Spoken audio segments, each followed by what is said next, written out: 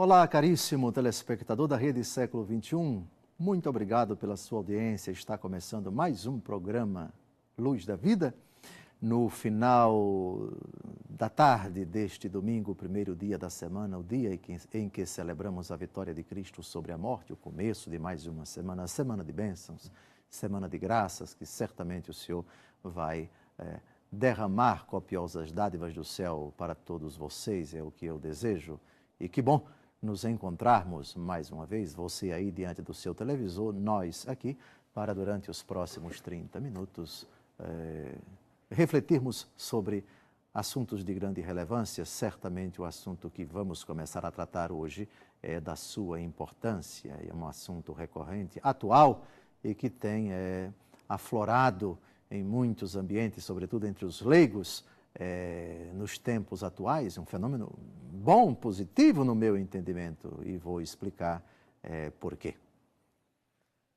O tema que vamos começar a tratar agora pode ser resumido na seguinte afirmação: escravos de Nossa Senhora, escravos da Virgem Maria.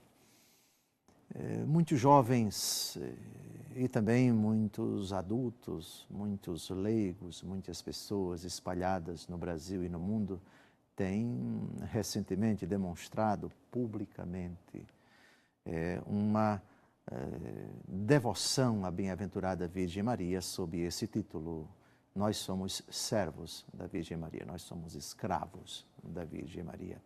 Alguns desses devotos da Virgem Maria, como sinal externo, corporal até, dessa devoção à Virgem Maria, sob o título de escravidão, chegam a utilizar correntes para significar que estão subordinados, que são servos de Nossa Senhora, já que os grilhões, as pequenas cadeias, evocam exatamente essa condição de, aspas, escravidão. E a pergunta que se faz, que se formula é: tem fundamentação bíblica a afirmação eu sou servo, eu sou escravo da Virgem Maria? Tem fundamentação bíblica você dizer que é escravo de uma criatura, dado que foi para a liberdade que Cristo nos libertou, diz a carta aos Gálatas, capítulo 5, versículo 1? É correto dizer um cristão que se submete, deve se submeter apenas a Deus em sentido absoluto, que ele é escravo de uma criatura ou servo de uma criatura? Qual a posição da Igreja sobre essas devoções? Quando essas devoções são legítimas, se é que são, e quando elas descambam para o fanatismo, desvios, excessos, etc., como lamentavelmente aqui, ali ou acolá tem acontecido dentro da Igreja. O fenômeno existe, é fundamentalmente bom, porque denota uma característica da catolicidade. A Igreja Católica tem, pela bem-aventurada Virgem Maria, um culto de hiperdulia, de grande veneração. E esse culto assumiu muitas modalidades ao longo de 2000 anos. E uma dessas modalidades enxerga na expressão servo, na expressão escravo, uma fundamentação. Então, em 2000 anos de cristianismo, onde encontrar os sinais dessa escravidão, dessa servidão? A começar pela palavra de Deus. E isso é o que nós pretendemos investigar.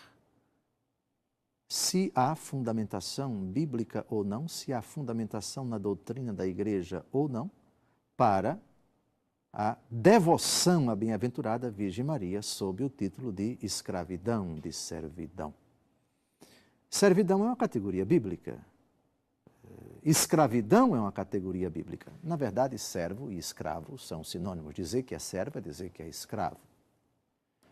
Nos lábios de Jesus, como essas categorias se articulam? Nos lábios da Virgem Maria, como essas categorias se articulam? Nos documentos dos apóstolos, existe fundamentação para dizer que uma criatura é escrava de outra? é serva de outra? A resposta é sim. Essa afirmação, essa sentença, essa proposta de vivência do segmento de Cristo numa relação toda especial, toda peculiar com uma criatura, tem fundamentação bíblica e tem fundamentação na doutrina da igreja, sim. Já antecipo aquilo que nós vamos investigar neste e nos próximos programas. É corretíssimo falar de servidão de uma criatura. Somos servos uns dos outros. Somos escravos uns dos outros. Eu estive no meio de vós como aquele que serve. Eu lavei os pés de vocês para dar o exemplo, para que vocês façam o mesmo. O serviço, que é a característica do escravo, que é a função do escravo, é, na verdade, a essência da caridade, que é o mandamento novo instituído por nosso Senhor Jesus Cristo. Amai-vos uns aos outros como eu vos amei. Portanto, constatando esse fenômeno pastoral, os próximos programas que vamos desenvolver aqui têm essa finalidade: investigar de forma imparcial, à luz da palavra de Deus e da doutrina da igreja, a fundamentação para essa afirmação, que, diga-se de passagem, não é nova, é tão antiga quanto a Bíblia, nós vamos perceber, e ao longo da história da igreja, digamos assim, até congregações, ordens religiosas foram erigidas sob esse título.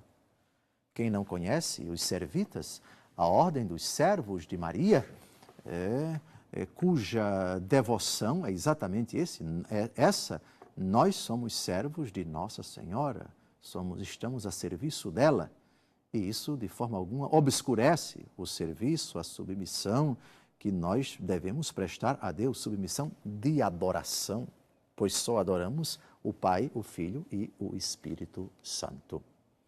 No final dessa série de programas, nós vamos tratar do relacionamento dos que se dizem servos de Nossa Senhora, escravos de Nossa Senhora, e o magistério da igreja, a autoridade dos bispos, que tem o carisma da presidência, do discernimento, da vigilância, e que são, por força de ofício, chamados a, em certas ocasiões, a coibir determinados excessos, a proibir determinadas atitudes que podem pôr em risco a boa ordem da comunidade cristã.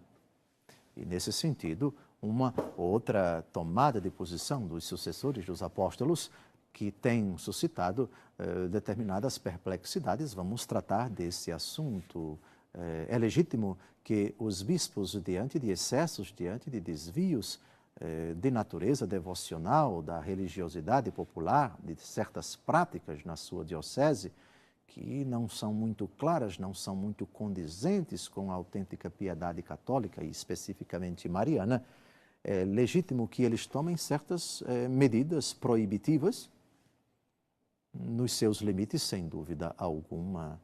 Os vigilantes da igreja, aqueles que têm a supervisão, e essa é a etimologia da palavra bispo, o que tem a supervisão, o episkopos, o que tem a supervisão, tem o direito e às vezes o dever de tomar determinadas medidas, de impor, de proibir até determinadas atitudes que põem em risco, como já disse, a boa ordem do povo de Deus.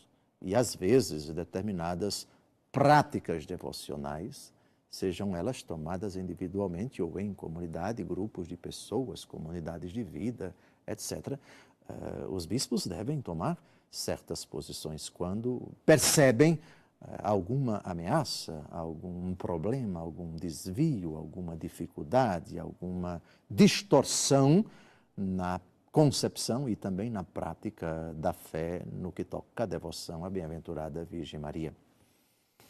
Então, esse é o assunto, o título desse programa, que vai aparecer nos próximos programas. Em nada tem de antibíblico, em nada tem de distorsivo, em nada tem de absurdo. É profundamente evangélico, é profundamente respaldado na Santa Palavra de Deus, na prática dos apóstolos e na bimilenar tradição da Igreja Católica Apostólica Romana.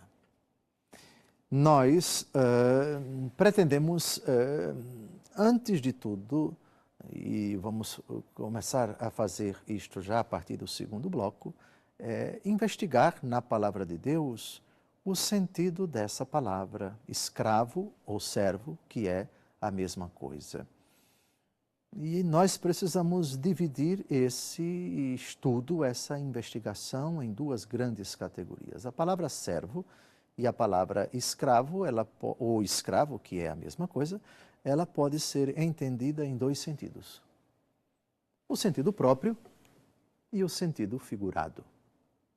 O que é o sentido próprio? É o sentido que uma língua, que uma cultura, que um povo atribui no sentido estrito àquela palavra. Então, quando se fala escravo, a primeira coisa que se vem à mente, que é uma realidade que não existe nos dias de hoje, pelo menos no Brasil, de forma oficial, é de uma pessoa que é quase que um animal, quase que uma coisa, uma propriedade de outra pessoa, que não tem vontade própria, o seu papel é obedecer, a cumprir as ordens do seu senhor, etc.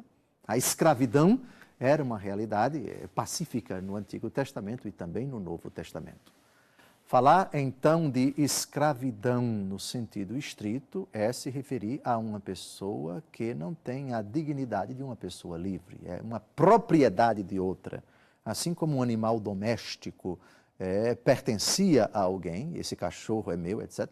Esse escravo é meu porque eu comprei, ele é propriedade minha, é a mentalidade que subjazia, tanto no Antigo Testamento como no Novo Testamento, com relação aos seres humanos que eram escravizados. O Brasil viveu durante muitos séculos o sistema da escravidão, que foi abolido no ano 1888 com a Lei Áurea, pelo menos oficialmente. Pois bem, então, é isso que nós vamos ver a partir do próximo bloco. Esteja com a escritura em mãos, esteja com um papel, com um bloco, com uma caneta, para anotar esses textos, porque o estudo da categoria escravo vai ser subdividido em dois momentos. Vamos ver os textos da Escritura em que a palavra escravo tem o sentido próprio, sentido estrito, não figurado, e também o sentido figurado, ou seja, o sentido metafórico. É escravo, mas num outro sentido. E depois de investigarmos esses textos do Antigo Testamento, chegaremos ao Novo Testamento com a mesma subdivisão. Não saia daí. No próximo bloco, começaremos a investigar o argumento da escravidão e do escravo no Antigo Testamento e no Novo. Até logo mais.